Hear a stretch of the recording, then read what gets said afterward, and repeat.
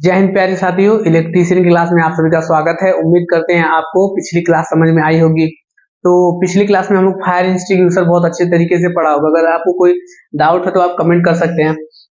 तो आज हम लोग इलेक्ट्रीशियन का ये जो चैप्टर है वो खत्म होने वाला है। एक लास्ट टॉपिक बचा, उसको हम आपको बता देते हैं। लास्ट टॉपिक है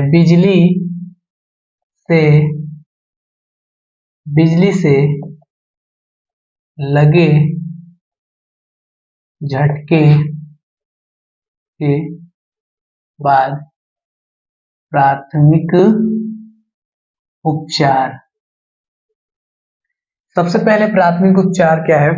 उसे खुले जगह पे रखें। जिस व्यक्ति को झटका लगा है उसे खुले जगह पर लेटा दें या फिर रखें। सेकंड है उसे सीपीआर ट्रीटमेंट दें। अगर उसकी सांसें रुकी है तो उसे सीपीआर ट्रीटमेंट दें। ठीक। अगर कोई व्यक्ति है जो बिजली के झटके महसूस कर रहा है, उस टाइम अगर किसी को बिजली लगी है तो उसे किसी लकड़ी की सहायता से हटाएं। किसी लकड़ी की सहायता से हटाएं। उससे पहले मेन स्विच को ऑफ कर दें। मेन स्विच को व्यक्ति के पास जाने से पहले मेन स्विच को ऑफ कर दें। अगर व्यक्ति के पास अगर नहीं जा रहा है, मेन स्विच ऑफ नहीं कर रहे हैं, तो लकड़ी की सहायता से उसे हटाएं। तो बिजली से लगे झटके का उपचार नेक्स्ट चैप्टर में बहुत अच्छा तरीके से दिया गया है। अब हम लोग करते हैं एमसीक्यू, जो कि एग्जाम के पॉइंट ऑफ व्यू से बहुत इंपॉर्टेंट है। जैसा कि आप जानते हैं कि आपके एग्जाम में जो एमसीक्यू आएगा वो मल्टीपल चॉइस क्वेश्चन आएगा। 4 ऑप्शन होंगे, उसमें से एक ऑप्शन सेलेक्ट करना होगा।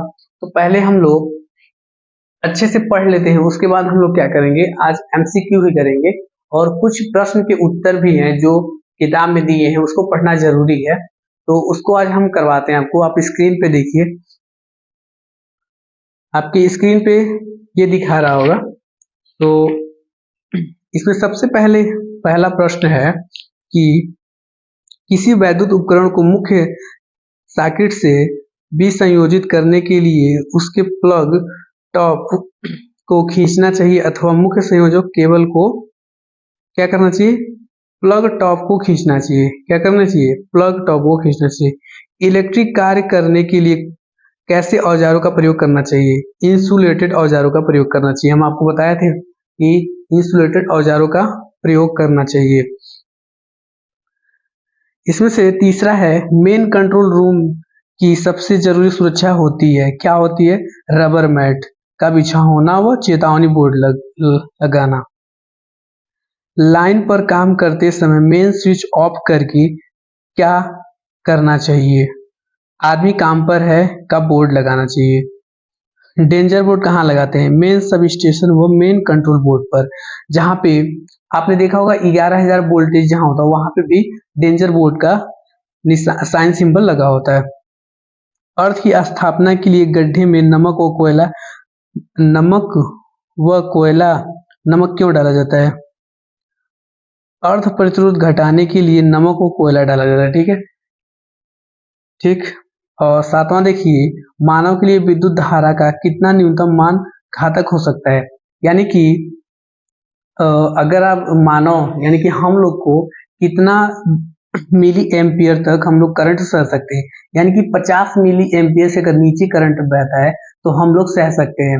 अगर 50 मिली एम्पियर से करंट ऊपर जाता है तो हम लोग बिल्कुल उसे नहीं सह सकते हैं। ठीक है, यानी कि 1 एम्पियर मार देगा तो अब 1 एम्पियर का करंट लगेगा तो मिली एम्पियर है। 50 मिली एम्पियर तक हम लोग सहन कर सकते हैं।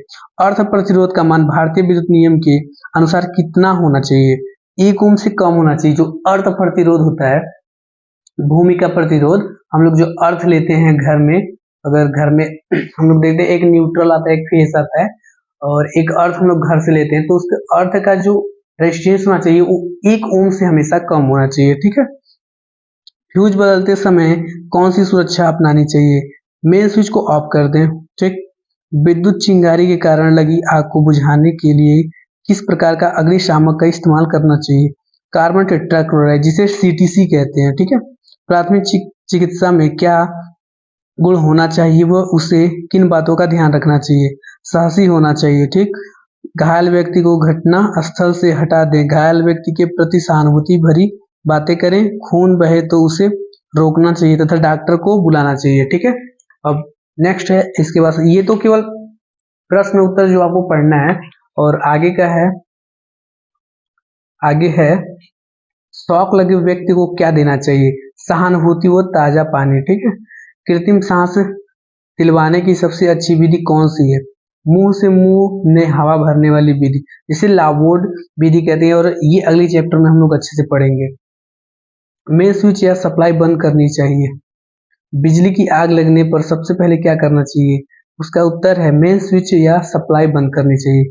यदि व्यक्ति लाइव वायर में से चिपका हुआ है तब आप क्या करेंगे? अभी इसी इसी चैप्टर में हम लोग पढ़े, मेन स्विच ऑफ या डंडे से उसे लाइव वायर से हटाएंगे।